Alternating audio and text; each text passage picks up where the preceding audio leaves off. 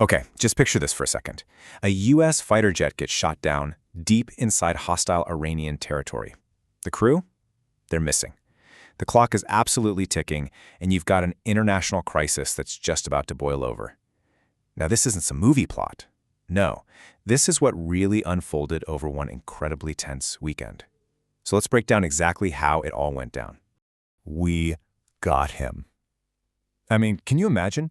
That was the triumphant message from Donald Trump that just sliced right through all the tension. It was the announcement that a really dramatic 48-hour search for a downed American airman was over, and it turned what could have been a total disaster into this huge moment of celebration. But, getting to that triumphant moment, yeah, that was anything but simple.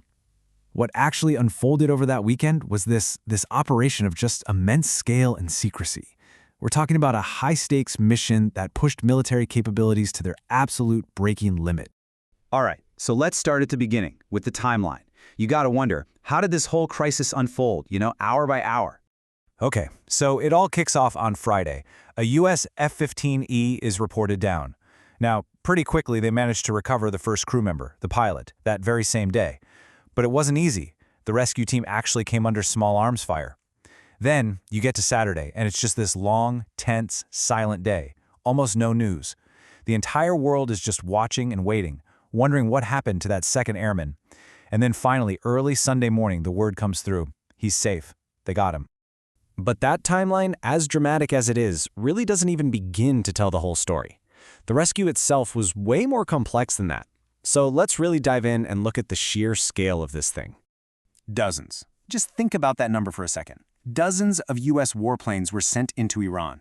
And these weren't just any planes. They were armed with, and I'm quoting Trump here, the most lethal weapons in the world.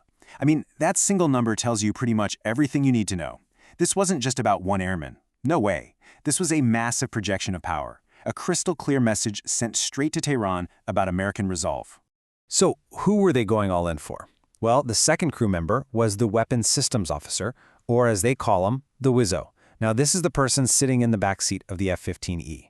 So while the pilot is flying the jet, the WISO's head is basically buried in the computer screens, managing all the complex targeting pods and weapon systems, and they're doing this while the plane is pulling these intense, violent aerial maneuvers.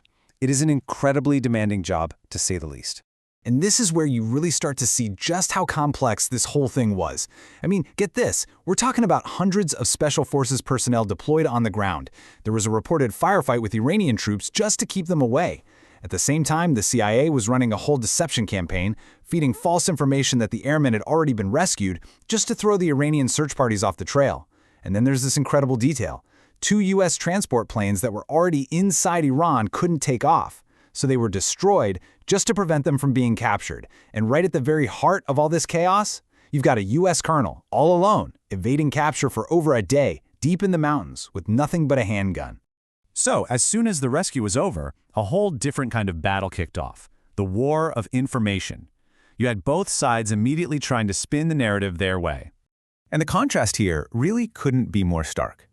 On the one hand, from the U.S. perspective, this was a huge, heroic victory. Right? A showcase of American bravery and military talent. But for Iran? Oh no. They spun it as a complete failure for the enemy. The Islamic Revolutionary Guard Corps went so far as to call it a black and humiliating day for the U.S.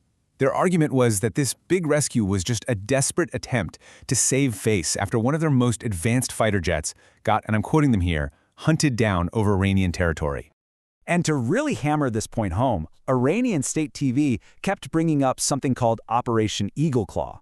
Now, if you don't know, Operation Eagle Claw was this disastrously failed U.S. mission back in 1980 to rescue American hostages in Tehran.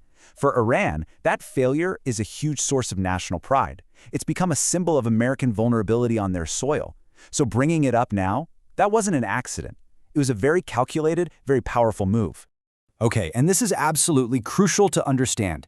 This high-stakes drama wasn't happening in a vacuum, not at all.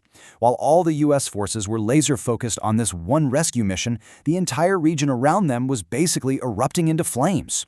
So you've got Lebanon. Israeli strikes kill 7 people, including a child. In response, Hezbollah launches a volley of missiles toward northern Israel. Then, over in Kuwait, Iranian drones slam into petroleum facilities, causing what officials called significant material losses and massive fires. Move over to Bahrain, it's the same story. More drone attacks hitting a petrochemical company, causing a huge tank fire. And it doesn't stop there. In the UAE, multiple fires break out at a plant in Abu Dhabi from falling debris. I mean, the whole Gulf was just a tinderbox at this point, and this rescue mission, it was like one big spark in an already raging fire. So, after all that, when the dust finally starts to settle, what do we actually know for sure? And maybe more importantly, what's still completely shrouded in secrecy? Okay, so here's the breakdown. What we know: both crew members were successfully rescued. That's a fact. We know the second airman had some injuries. We know for sure there was a firefight between US and Iranian forces, and we know the CIA ran that deception campaign.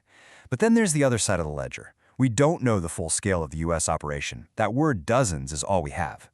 We have no idea about the full extent of US military assets that were damaged or destroyed. And remember, that includes at least 2 transport planes.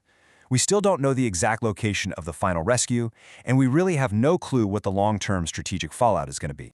And all of that leaves us with this one final, really critical question. The U.S., without a doubt, pulled off a remarkable military feat. They brought their airmen home.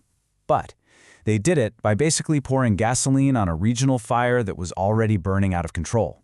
So yeah, one crisis was averted, but the much bigger question still hangs in the air. In a region that's already on the edge, what on earth happens next?